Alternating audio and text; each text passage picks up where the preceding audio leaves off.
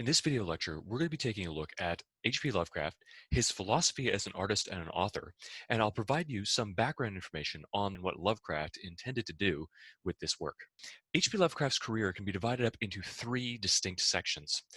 In the first, during his young career as an author, he was fixated on the reproduction of the moods and styles evoked by Poe. Edgar Allan Poe was his greatest literary inspiration as a youth. So many of these stories in what is known as his Poe phase, his macabre phase, or his Gothic phase are fairly stereotypical or standard horror narratives in the vein of the psychological realism of Edgar Allan Poe. After that point, he encountered Baron Dunsany. Now, Dunsany was an author primarily of fantasy tales, epic in scale, and he took much of his inspiration from the King James Bible in terms of his prose style and the evocative imagery that he presents, the fantastical universes that he creates. During this Dunsanian phase, H.P. Lovecraft was focused on the creation of a kind of sense of wonder in a fantasy world that he titled, or that he called, the Land of Minar and the Dreamlands, which could be accessed through the dreams and visions of characters from our own world. It seemed as if it was necessary for him to take stock of that which had come prior to his work in order to better understand the genre in which he was writing, or in the sense, the genre that he was inventing, and the way in which he was going to contribute to it in a unique, original fashion, moving beyond his literary antecedents and ancestors like Poe and Dunsany. By understanding what they did, he could further refine his own techniques. One of the things that defines his works is the creation of a grand mythos. The mythos is not actually something that Lovecraft probably intended to create, but it may account for Lovecraft's enduring popularity and the explosion of that popularity, particularly in recent decades. The Cthulhu mythos is a kind of interconnectivity within Lovecraft's stories. As he drew from threads and tendrils that existed in those prior stories, Lovecraft created a kind of complex webwork of associations and references inside of his works. He created a kind of mythological history that stretched back billions of years before the evolution of humanity, before the creation of Earth itself. It is this vast cosmic scope, connections between different books and prophets, gods and divinities, powers, forces beyond mankind's understanding, that have spread out across his literature and then almost infected other authors who were inspired by him. So other authors would come and take his works or take his ideas and the creatures and books that he mentions and use them in their own stories. It's these things that have helped to contribute to Lovecraft's enduring popularity.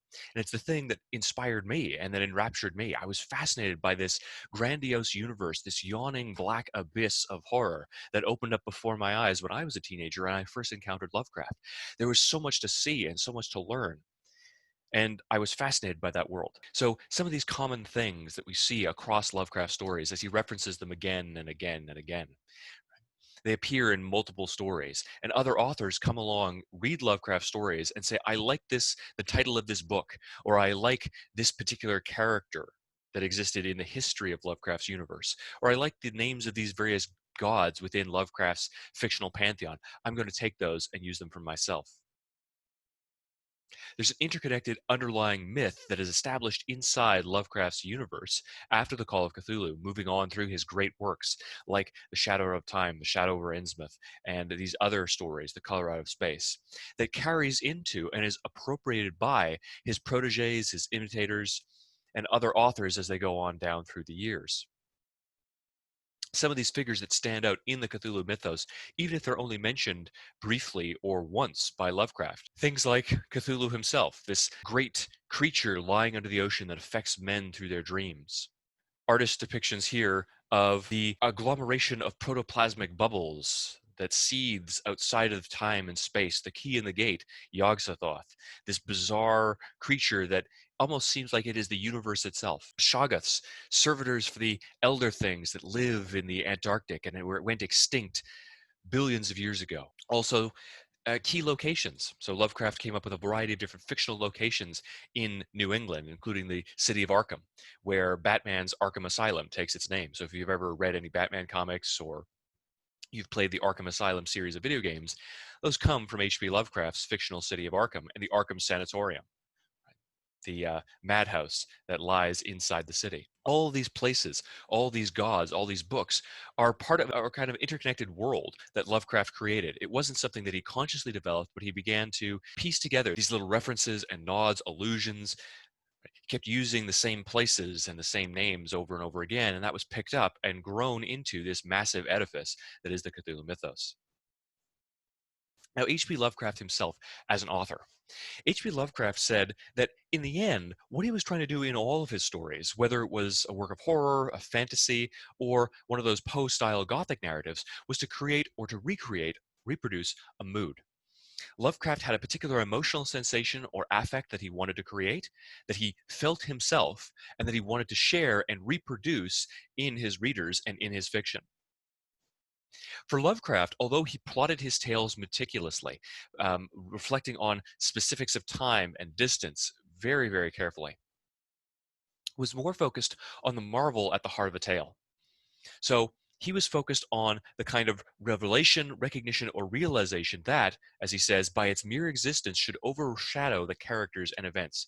The plot of the story, as carefully as he does work it out, and the characters who are mere pawns to be moved about the chessboard, they are secondary and indeed tertiary concerns. The thing that Lovecraft is interested in is that spectacular moment of revelation that oftentimes seems obvious to us, but the characters inside the story are so fixated on denying or suppressing. There's some revelation of a grand universe destroying horror or realization that they're suppressing because their feeble minds cannot contend with it. They cannot come to terms with it. Lovecraft himself, as he said, wrote because of a wish to get on paper some of the images constantly running through his mind. So he's beset as a child by dreams and nightmares, night terrors. As an adult, he suffers from the same kinds of neuroses that governed him as a youth, images and phantasmagorical scenes that he has to get out of his own mind and put to paper in order to reconcile himself to them. Now, why does he do this? Why does he have to put these images onto paper? Well, it's not because necessarily he wants to horrify people. It's because, as he says, a highly organized man can't exist endurably without mental expansions beyond objective reality. Lovecraft was a man who felt trapped by this world. He was a man out of time, kind of New England gentleman who was not a New England gentleman anymore because he didn't have the funds to kind of finance that life. Lovecraft was not a man made for this world, for this time, a time of burgeoning racial heterogeneity, a kind of cultural openness that is only starting at this point in time. He is not fit for this century, and he's not fit for the concerns of a working life. Everything about love, finance, day-to-day affairs, these are unendurable, intolerable to him. They're dull, prosaic, boring.